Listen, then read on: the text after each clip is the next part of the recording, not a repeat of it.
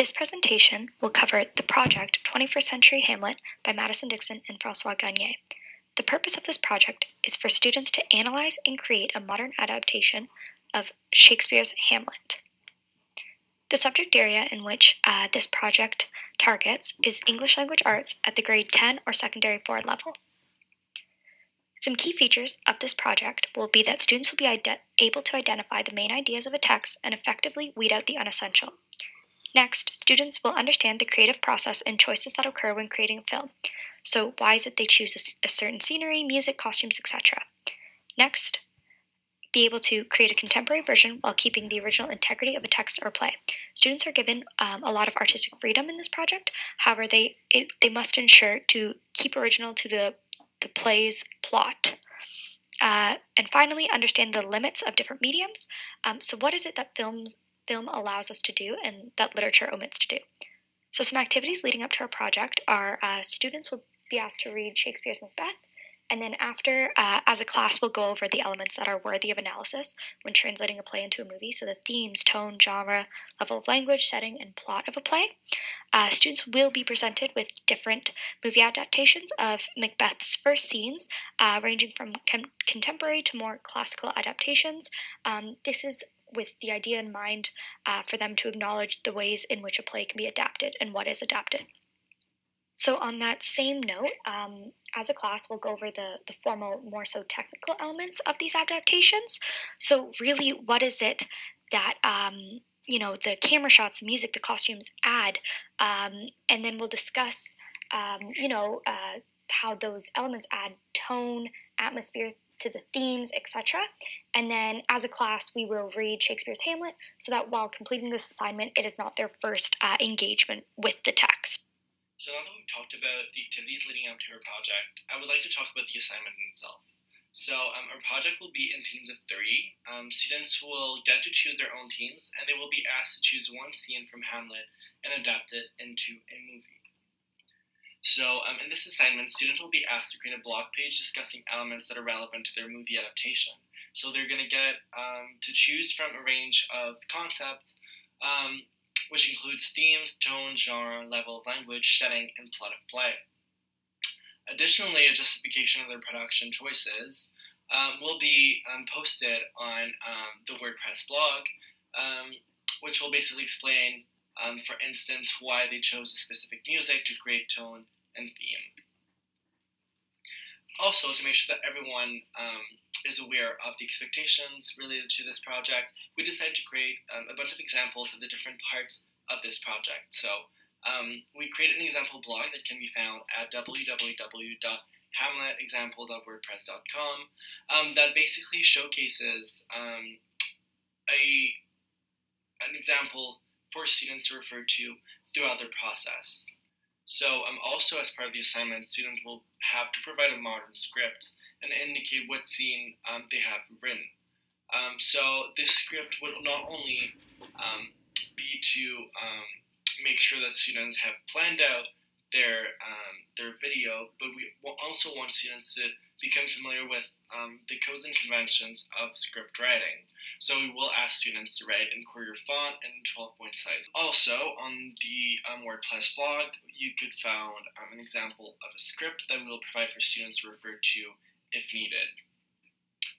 As well, perhaps the most interesting and fun part of the assignment for students will be to create a video, and they will really get to draw upon their analysis to create this video and to really kind of put forth the concept and the ideas of the play that they consider most important.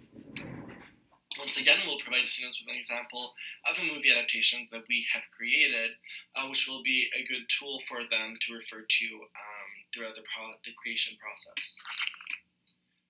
So the last part of the project is really important. It's called the reflection. It is the only part of the project that will be evaluated individually. So this is a place in which students will have to specifically identify what it is they believe that they did well on and what could be improved if they were to do this again. So we really want them to reflect on the process of creating and really kind of see how their perception has shifted with regards to the world of the play. Looking forward to the rational rationale about the ways in which we integrated technology. It's an extremely integral part of this project, as not only does it make the project fun, but it also benefits all students, in which the analytical students and the more artistic students both get to showcase their abilities, which we believe is a more fair method of assessment. To begin with the blog posts, these can be used to track students' thinking and engagement both formatively and summatively.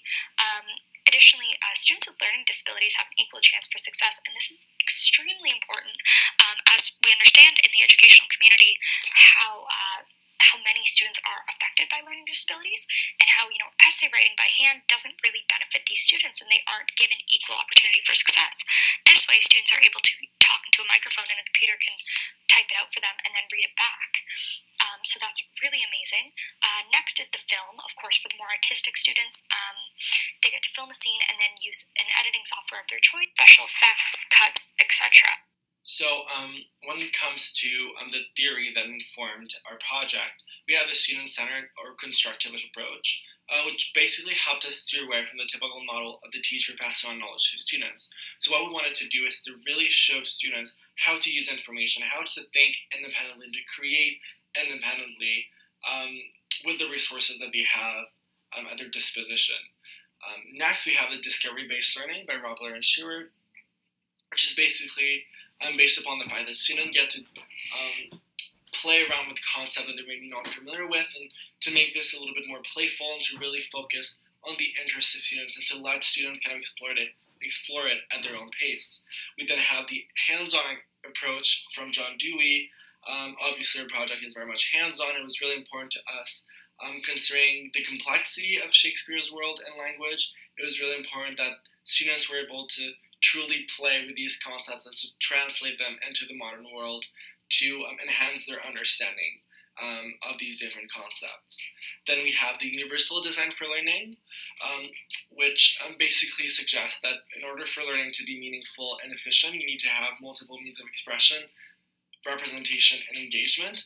Although our project encompasses all three of these components, we focus a little bit more on multiple means of engagement. So technology basically enables us to make learning more interesting to students. Creating a video makes it so much more fun for students and really engages them with the content, really makes them interact with the various concepts that they may have been struggling with before when studying Shakespeare.